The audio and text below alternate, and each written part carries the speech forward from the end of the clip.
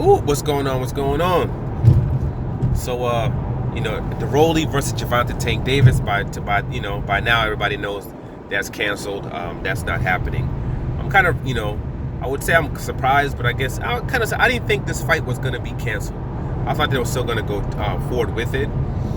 But I think the number of people that's kept on coming out, like people, more and more and more and more and more people keep coming out the woodworks when it comes to this Rolly situation.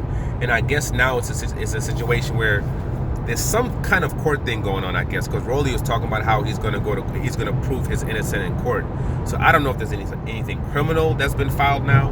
I don't know if there's some kind of lawsuits that's been filed now, but it's got into the space where they decided that, you know what, us having this bout's going to do more harm than good. So I guess it's the type of situation where you can be in this kind of thing and get away with it if you're a higher level fighter, where you're generating and bringing in millions of dollars to the table. If you're not that guy, I guess then they're not going to necessarily, continue with you, especially if they believe that they can replace you and get somebody else that's the same caliber as you and not have to deal with the headache. So I guess that's what's going on, and fight's not happening. He's out. But they're still keeping the December 5th date. And now the names that people keep bringing up is, I don't understand this, but they keep saying, oh, they should have him fight Gary Russell Jr. They should have him fight Devin Haney. And just due to the fact that a lot of people have been in boxing and they understand it by now, I'm surprised that those are the names that people keep bringing out. Just due to the fact that, okay, you have when you're setting up a bout, everything is set up with that level of competition that you're facing, right? When it comes to the gate, when it comes to the people who are investing in the fight, as far as whoever's investors, whatever it is, people who are promoting their products in the fight, there's a certain level that you're going to charge them in order for them to be able to do that for that particular bout, because of the level of event that is. And the big part also is the gate, how much you're putting the ticket prices are going to depend on that level of competition that you're facing. So let's take somebody like a Floyd Mayweather. Let's say Floyd Mayweather is fighting Robert Guerrero. They had tickets, everything's all set. Now Robert Guerrero gets hurt 5 weeks before the fight. You're not going to replace Robert Guerrero with Canelo Alvarez. You're not. It's a bigger fight. It's a bigger fight where you would have charged way more money for the sponsors to be involved in that fight. You would charge way more money for the gate. So it's not happening. You wouldn't do it. Gennady Golovkin, we can even put a higher caliber fighters. Let's say Gennady Golovkin fighting against Danny Jacobs. He's fighting against Danny Jacobs. Danny Jacobs gets hurt. Danny Jacobs has to be replaced 5 weeks before the fight. You're not replacing Danny Jacobs with Canelo Alvarez, because again, everything else would have been higher. You would have invested more money, even when promotion. You would have invested more money when it comes to what the ticket prices would be for the gate. Everything would have been higher. So if you put in that higher level opponent, all that's going to happen is everybody, they already bought their tickets. They're going to, go into the resale market, and they're going to sell it for double, triple the amount, and they're going to make a killing off that fight, and not you. And you're going to end up losing millions of dollars. So when you're talking about replacing a fighter for a fight, you have to put someone that's pretty much on the same level, if possible, or lower. You don't replace someone with a higher level opponent, especially when tickets are already sold and you're looking at the fight happening in freaking 5 weeks. You don't do that. So if you look at somebody like a Gary Russell, or you look at somebody like a Devin Haney, number one, they're going to want substantially more money than Rolly got paid. Devin Haney's making like $3 million a fight. That's what he's making, right? Something like that right now. Gary Russell is not fighting Javante Tank Davis for $1 million, 1.5, or whatever it is. He's going to want $3 million plus in order to fight Javante Tank Davis. They're not asking for low money. Devin's going to want bread. Gary Russell Jr. is going to want bread, substantially more. So now you got to spend millions of dollars already above budget when it just comes to the replacement opponent. Okay, and then you're gonna lose money just due to the fact that most of these tickets are already sold.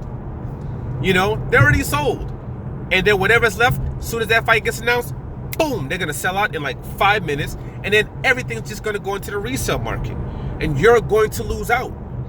the type of shoulder programming that would be done if you were fighting against Gary Russell Jr. or Devin Haney. That's going to be what's going to be even more invested. Just, it makes zero sense to do it. So I'm just shocked that people keep bringing up these two names for this December 5th date, just due to the fact that they're sticking to this December 5th date. I could understand if the whole thing was just completely canceled, and then they were just looking to, fight somebody else, and they were looking at possibly a different date or something like that. Then okay, cool, I can understand these guys being mentioned.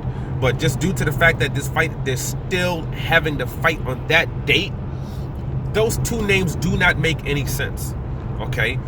The second thing is, these guys, if they're saying that they're going to fight Tank in a 5-week period, they're full of ish. Okay, number one, Tank would need more than 5 weeks to get ready for those caliber of guys. You need a good 8 weeks. You need 7 to 8 weeks where you got, the proper training for that particular style, for that particular guy, when you're talking about that caliber of fighter. Okay, you're talking about now the creme of de la creme fighting each other. You're not doing those in 5 weeks. Gary Russell Jr., came out, oh yeah, I'll fight Tank. I'll fight him in 5 weeks. No, you won't. Gary Russell, you're full of ish. You're talking out of your tail. He is. And I know he's talking out of his tail because when it came to Devin, and then Devin wanted to fight in a 7-week time frame, he said no. We're not going to fight in 7 weeks or 6 weeks or whatever it was. He said, I need a full 8 weeks training camp. Yes, I train. Yes, I stay in shape, but that's not the training for a fight. I need a full 8 weeks to prepare for a bout. Okay, especially of that magnitude. Not to mention, he'd be fighting at a weight class he never fought at before. So now you don't need to prepare yourself to get ready to fight at 135 pounds, 2 weight classes above what you fought at. You just don't need to do that. You're just good. It's BS. Devin Haney would not fight him in 5 weeks, no matter the BS that they talk. The only reason they've been saying that is because they know that fight wouldn't be set up. It's too much. You're talking about weeks just to even negotiate that fight. It's not a thing where, okay, we're going to talk, and in 2-3 days, we're going to have everything done, and everything's going to be all good. You're talking about two guys that it's literally going to take weeks to negotiate a fight. Weeks. People act like it's just, literally a couple of days, bang, bang, bang, bang, bang, boom, we're done in 3-4 days. Not with those caliber fighters.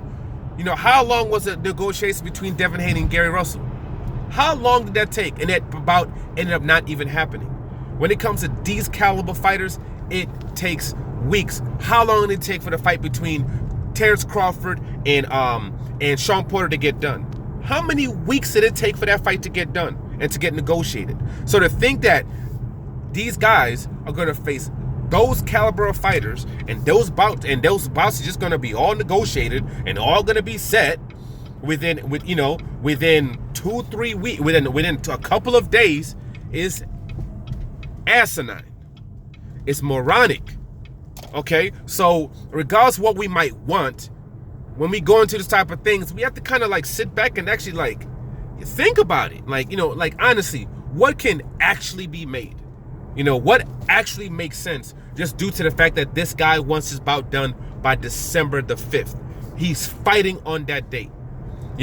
So that guy, that Pitbull Cruz or whatever the hell his name is, that fits someone on the level of like a Rolly, and it fits something that can be done fast, where you're still facing pretty much, actually most people believe, a higher level opponent, but not to the levels of a Gary Russell or a Devin Haney, where it would take forever to negotiate a bout like that.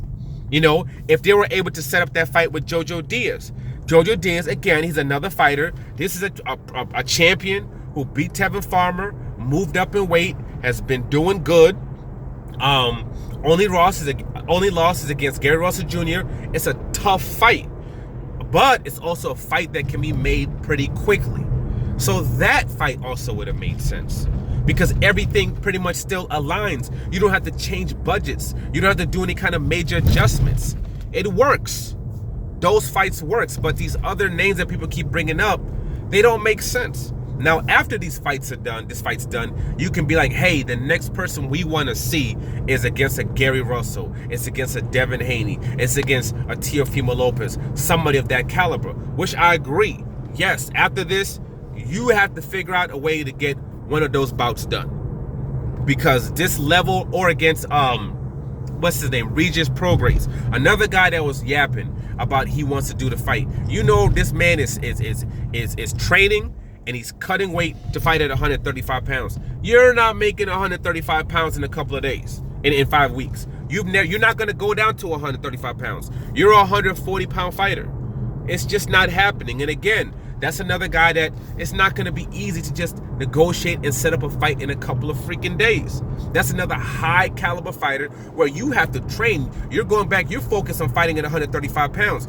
You're training and sparring against guys that's getting you ready for that. If you're going back up to 140 pounds, you have to be mentally and focused on that, and physically be setting yourself up to fight at that weight class again. Because I'm clear the way he's been cutting, decreasing his foods, training would have been completely different if he was fighting at 140 pounds. So that, again, wouldn't make any sense. It would make no sense whatsoever. So all I'm saying is just, let's just stay on that. Let's not just close our eyes to the realities, of the situation at hand when it pertains to these type of bouts. We got, if Miguel Cotto was fighting against Floyd Mayweather, Miguel Cotto got hurt, he couldn't fight. You're not replacing Miguel Cotto with Manny Pacquiao. You're not, because everything is completely different, But, we'll see who exactly Tank is fighting. It's going to be a sold-out event, obviously. It's going to be crazy. But after this one, I agree with everybody else. Man, we need a major fight. You can't keep fighting this level of competition.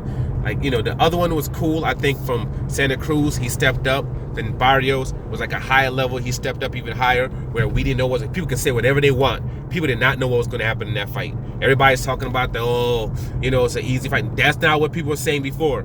People were questioning it because he was moving up in weight. He was going to give up so much, and he was facing a heavy hitter. And it was like they weren't sure. People were not sure. So I understand everybody kind of switched up afterwards, but I remember what everybody was saying before that fight.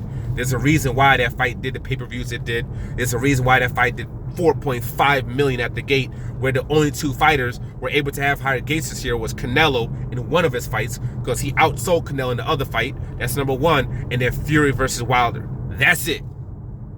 So after this fight, though, definitely got to step up. Like, subscribe, share. I'm out.